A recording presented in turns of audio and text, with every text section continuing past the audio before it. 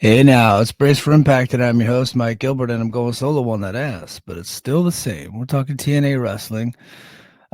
This is going to be a short and a sweet one today because I have to be somewhere this morning. So I hope that nobody gets too salty about that. However, I did do a completely separate Brace for Impact. I believe it was on Monday. So you're going to get two this week. Um, and thankfully, I have somewhere to be. So yeah, I'll let you guys in on what's going on in the Gilbert household. It's my wife's birthday weekend, and it's 6 a.m. right now, so everybody's asleep. But we do have to get up and take my daughter to gymnastics class, and then immediately head downtown. I got us a hotel for the night, me and the whole family to celebrate my wife's birthday. So we're doing a little staycation. It's like, Mike, why would you drive 30 minutes down the road to get a hotel? It's like, well, they got their own pool and hot tubs and the restaurants, and it's down in Waikiki, and it's got like its own beach, lots of amenities, and it's just to get out of the house for the night. So not have to worry about house stuff.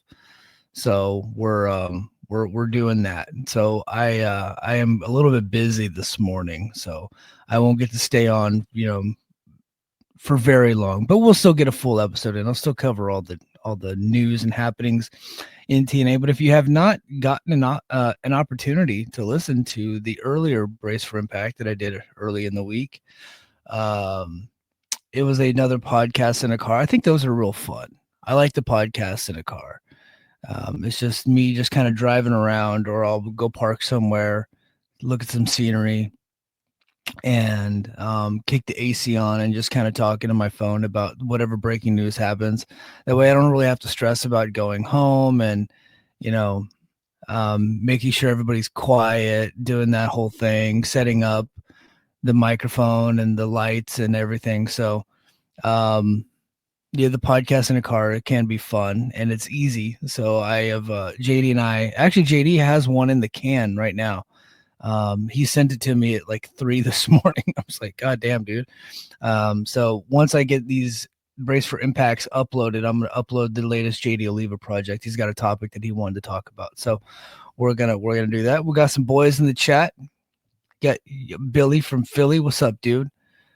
Lucha Doncic, NC Hose in the building. So yes, it is official. I have my retirement orders in hand. I'm starting my out processing. I'll be retiring from the Air Force in May, and then I will be taking a couple weeks of leave in May, and then I'll be going to California, picking up my truck, and then driving my family across the country into North Carolina. So I'll probably be in North Carolina in June at some point, and then I have to be in New York City Slammiversary weekend. I'll just happen to be in the neighborhood, so it looks like I'm going to go to Slammiversary.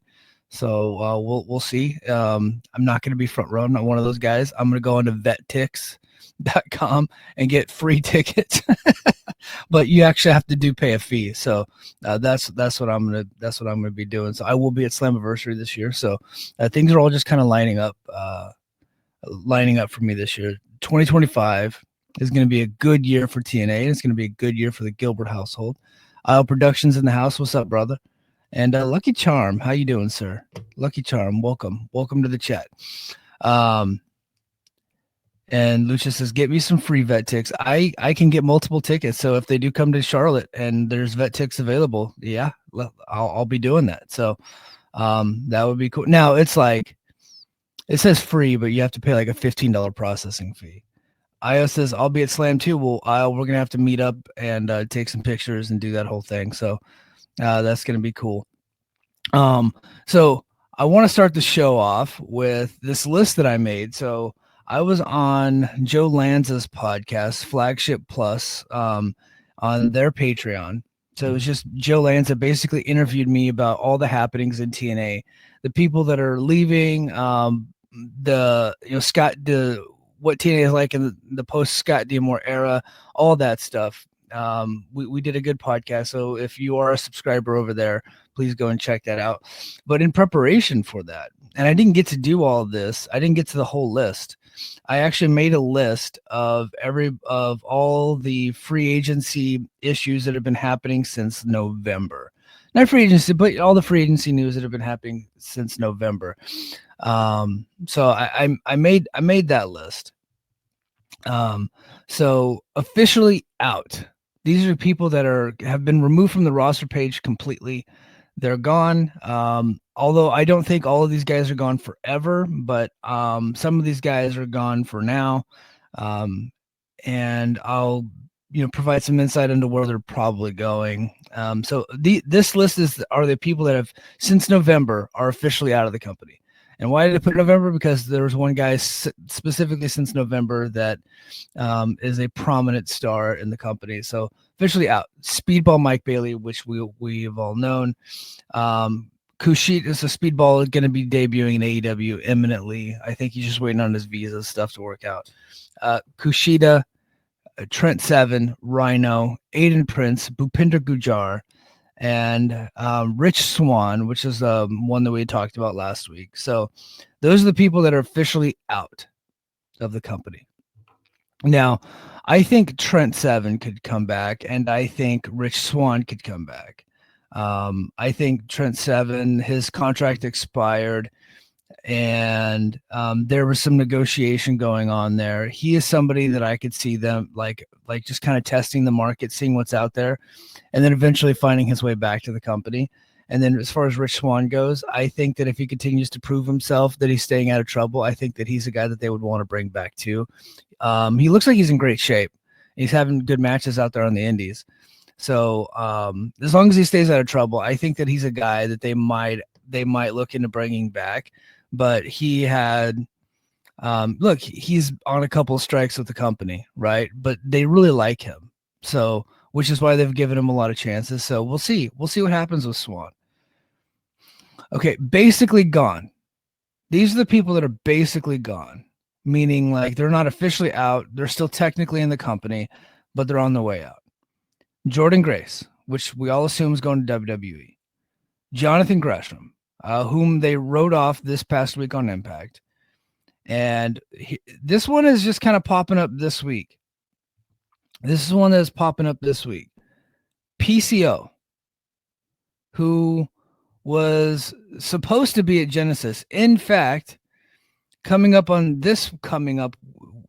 Impact, he's in a tag team match, and the winner, if they win their match, they actually get to be put in a number one contender match at Genesis. But we already know he's not going to be in the match because at Genesis, instead of being at Genesis, he's actually going to be running opposition for Game Changer Wrestling in the Hammerstein Ballroom, which is running at the exact same time on the exact same night. And he's all over the internet saying that you should watch that instead of Genesis, right? So if that doesn't tell you that he's on his way out, I don't know what does. Now, we discussed here before, so he told me this in public. So I'm not me and him do have a DM thing going, right? Nothing significant is going on in those DMs. But in public, he told me that Scott D'Amore promised him a world heavyweight title. And then he was supposed to win the belt at Slammiversary in Montreal, which is why he resigned. Scott D'Amore got fired, and he's pissed, right? He never got his title, which is why he has been holding the digital media and the international heavyweight title hostage since July. He's only defended the belts twice. And one of those times was on a pre-show against Mahabali Shira. Okay. So that tells me that he's out. I get the feeling they're going to want him to come in on the 23rd. I think he's still advertising the 23rd, the live TNA. I think that they're going to want him to come in and just drop the belts, and kind of they're going to be out of the PCO business. Because look, he's got to take care of his own business, but he could have waited. He could have waited a little bit to drop that news. He could have waited a little bit to drop that news, but instead he's dropping it right before the taping happens. Right before the taping airs, whenever they're announcing on the show that they're expecting him to be there, and then he's actually going to be somewhere else. So, I think they're probably done with him. But the fact that he fell for the old "I'll give you the world title" gag at his age is pretty hilarious. So Yeah, he's pretty much gone. Likely gone is Josh Alexander, but I think there's a chance Josh stays. But that's a small chance. I'm talking like I'll ballpark it like 20% chance that he goes out in the open market and doesn't find what he's looking for and then just comes back, signs a long-term deal. So I think that's a real possibility because if somebody's gone, like they never expect them back, you see how they book them. Josh Alexander's been booked in a prominent position the entire option year. When Deanna Prazo was on her final option year, they buried that woman. They beat the hell out of her. Josh Alexander won his match at Bound for Glory. He's won matches on television recently, right? And I know he's going to most likely lose to Santana, but I think that he is. I think there's a real possible. I think there's a small possibility that he stays, right? Now, let's get to the news of. Oh, hold on, Billy's got a good point. Josh is gone. Why else would he quit the Indies? I agree with that sentiment. That's why I'm like, I think he thinks he can get a better deal elsewhere, and there would be no need to quit the Indies if you're going to AEW or WWE. I think that the Indies have taken a toll on his body, and then whatever deal he gets next, it's going to have to be a prominent one. But he has not signed any deals anywhere at all.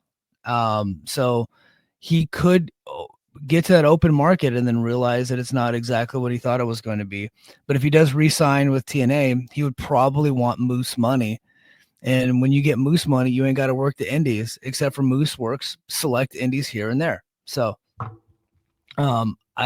same with like Eddie and others, like if they're making decent coin, they're only going to travel to certain Indies when it's really worth their while. But Josh is not making enough money, so he has to get booked every weekend to supplement that income.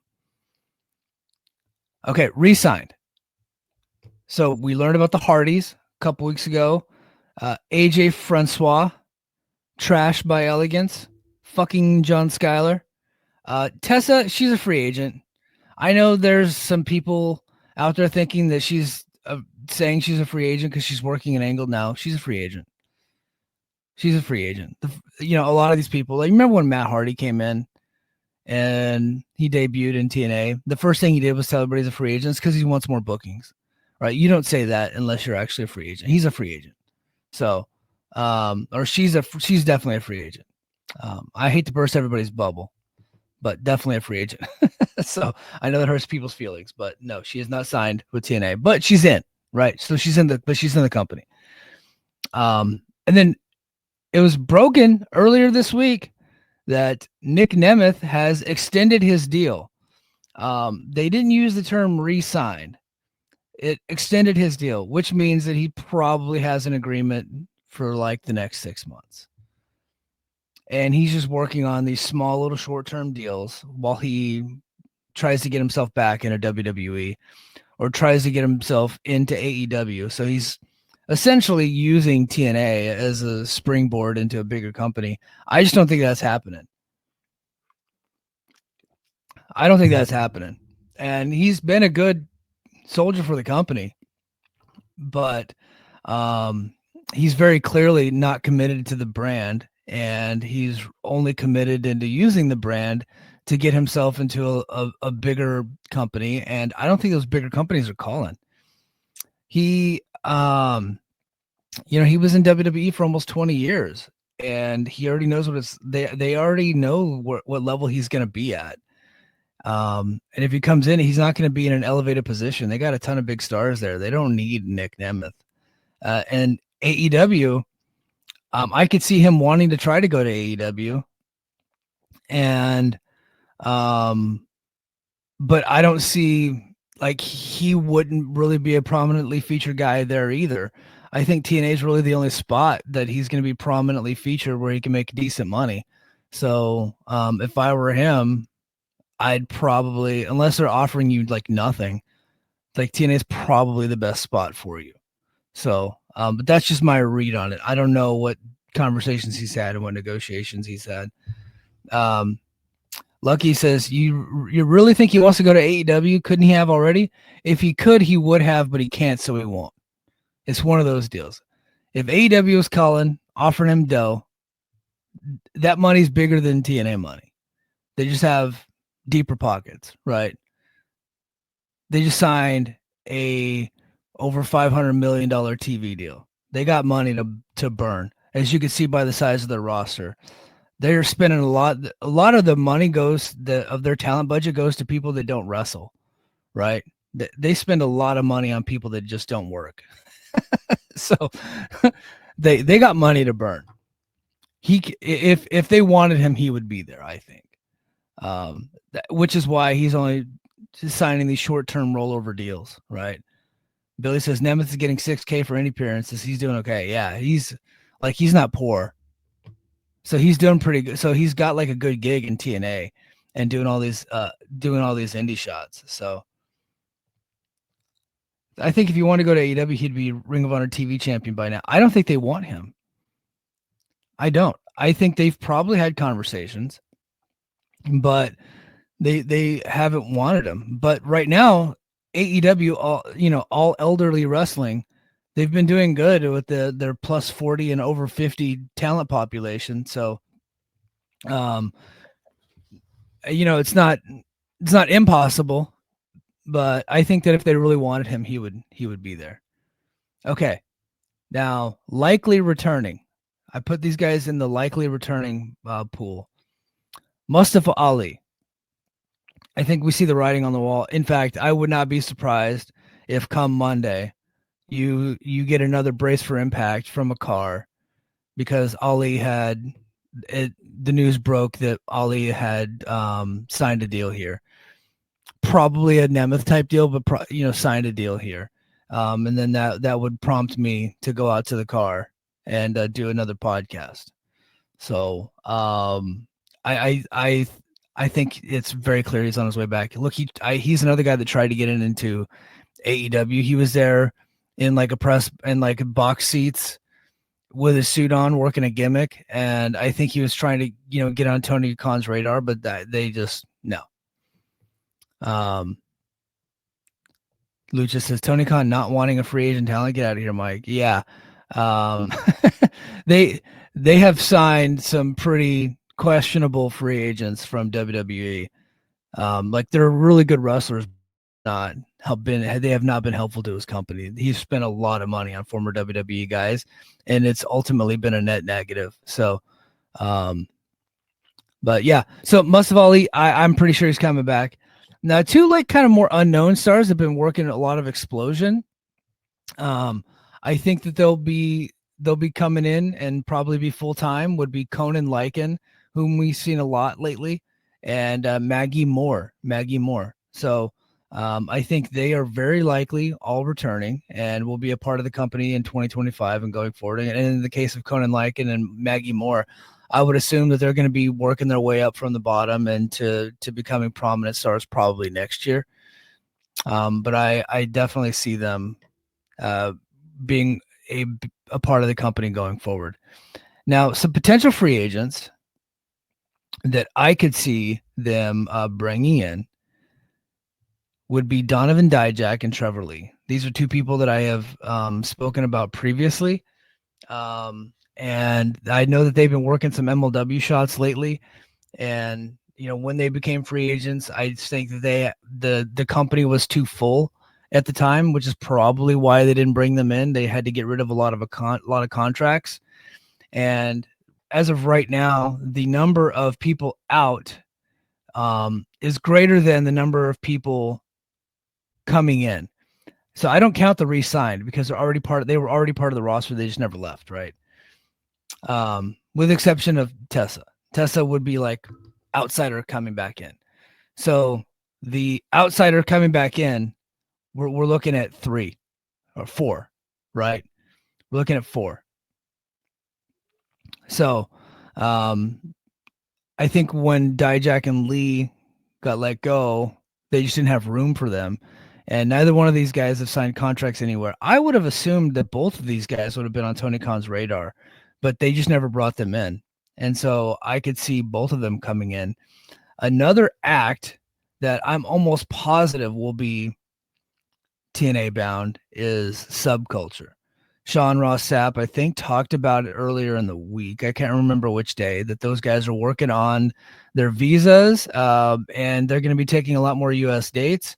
I think the visa issue is what prevented them from coming to from sticking around the company previously.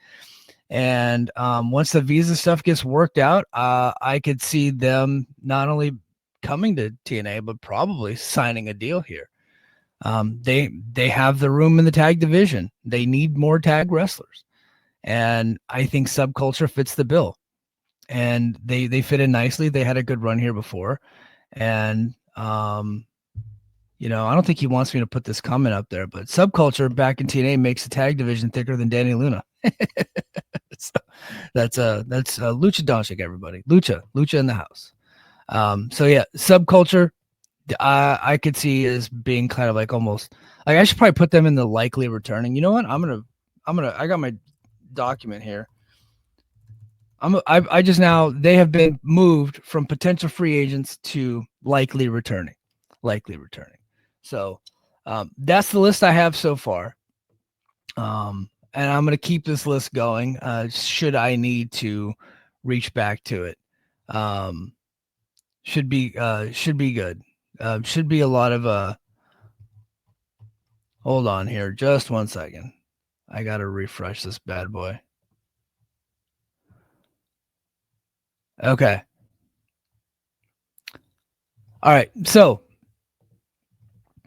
other than that, there's been no real other news for TNA. I think I covered it all with the comings and goings, the free agency frenzy.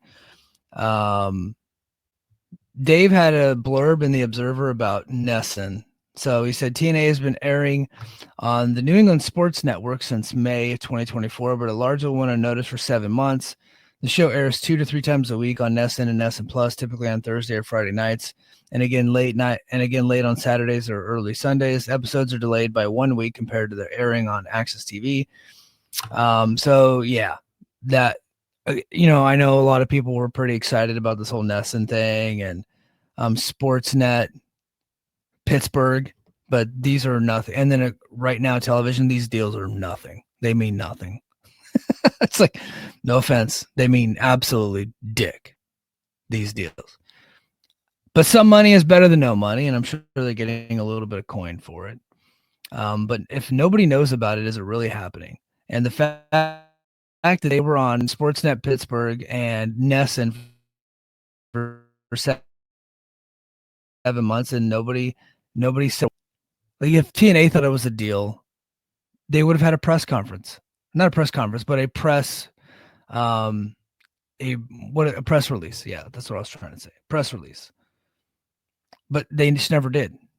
So they don't think it's a big deal. You guys shouldn't think it's a big deal either. So, but again, it's not a bad deal. It's nothing bad. It's fine. But it's not anything that anybody needs to like talk about. So, oh, what did I just do? Oh, here we go. Yeah, it's a little bit of additional exposure. I'd be surprised if more than 100 people in each of those markets are watching those replays. I'd be shocked. And certainly none of them have the internet because they have not talked about it. So